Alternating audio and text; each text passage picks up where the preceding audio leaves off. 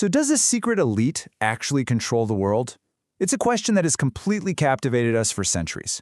But are global events truly driven by some grand, unified conspiracy operating in the shadows? Or is the reality of how global power networks operate far more complex and, honestly, way more fascinating than the myths actually suggest? Welcome to This Explainer. Today we're doing a deep dive, impartially breaking down the real history of the world's most infamous secret societies and elite financial dynasties. We're going to explain everything strictly from the documented source material.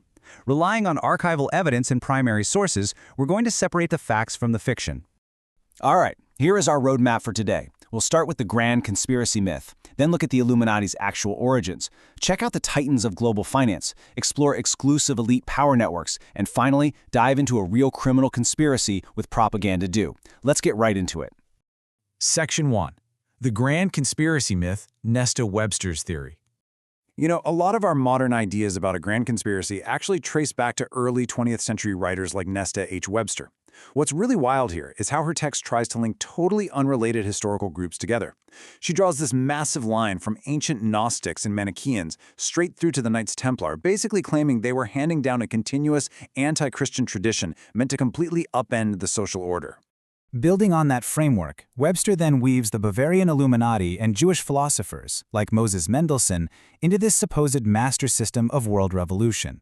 Her writings argued that these groups basically stole methods from ancient sects to build a highly efficient machine aimed at dismantling global morality. And she definitely doesn't stop in the 18th century.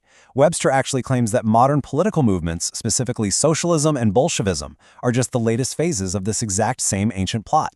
She argues their real goal isn't economic reform at all, but a moral and spiritual revolution designed to tear down all loyalty and tradition.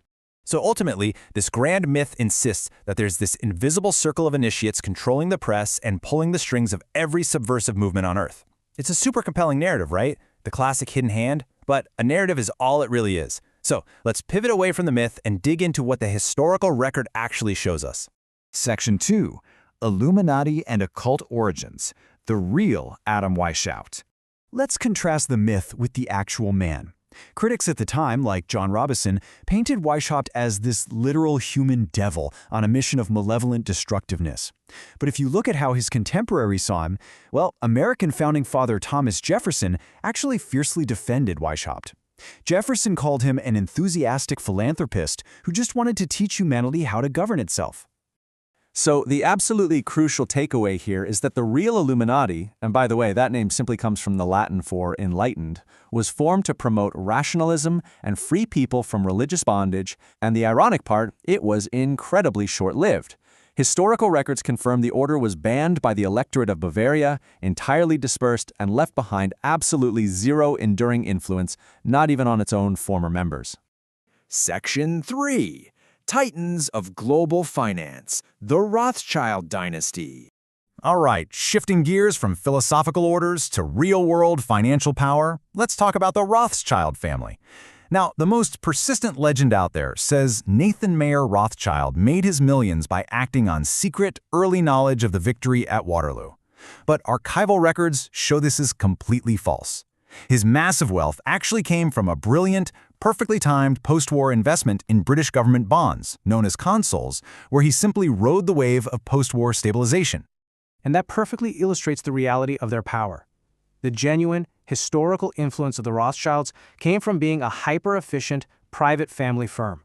They managed to secure the contract to supply Wellington's troops with gold simply because they outcommunicated and outfinanced every single competitor. By using these unrivaled private networks, they were essentially the financial Bonapartes of their day. Absolutely no supernatural conspiracies required. Section 4. Exclusive elite power networks, Skull and Bones and Bilderberg. So while financial dynasties were holding power over in Europe, a very different kind of elite network was forming in America. Founded at Yale University back in 1832, Skull and Bones is a highly exclusive secret society. And yeah, while it has some pretty bizarre rituals, it undeniably cultivated a real-world power elite. Just think about the 2004 U.S. presidential election. You literally had two bonesmen, George W. Bush and John Kerry, running against each other. It's an elite networking hub, plain and simple. Now let's zoom out to a global scale. The Bilderberg Group has long been accused of being the secret world government, right? But recently opened archives tell a much more practical story. As detailed in the book Informal Alliance, Bilderberg was actually created at the height of the Cold War by European and American elites. Their goal? To host secret, nonpartisan discussions to help solidify the West against communism. Right from its founding in 1952, the group met off the record to navigate some pretty severe international crises. Whether they were scrambling to respond to the failure of the European defense community in 1954 or dealing with France pulling out of NATO's military command in 1966, Bilderberg functioned as an informal diplomatic tool. It was meant to keep the Atlantic Alliance from falling apart, not a world government, more like a high-level crisis management room. Section 5. Propaganda do criminal conspiracy. Okay, we've looked at networking and informal alliances, but what happens when an elite network actually crosses the line into a documented, highly illegal conspiracy?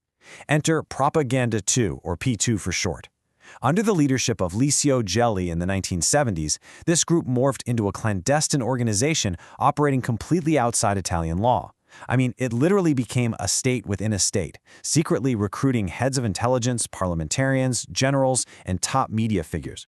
This definitely wasn't just some networking club. Uncovered during a financial investigation, P2 was implicated in some truly monumental crimes. They were tied to the massive Tangentopoli bribe scandal, the spectacular collapse of the Banco Ambrosiano, and even the mysterious murders of journalist Mino Pecorelli and God's banker Roberto Calvi. On top of all that, Gelli was cultivating deep, transnational ties with violent military dictatorships down in South America. But the absolute ultimate proof of their subversion was actually found in Licio Gelli's own villa. Police raided it and discovered a document called the Plan for Democratic Rebirth. And this wasn't just some vague philosophy. It was a literal actionable blueprint for a shadow government.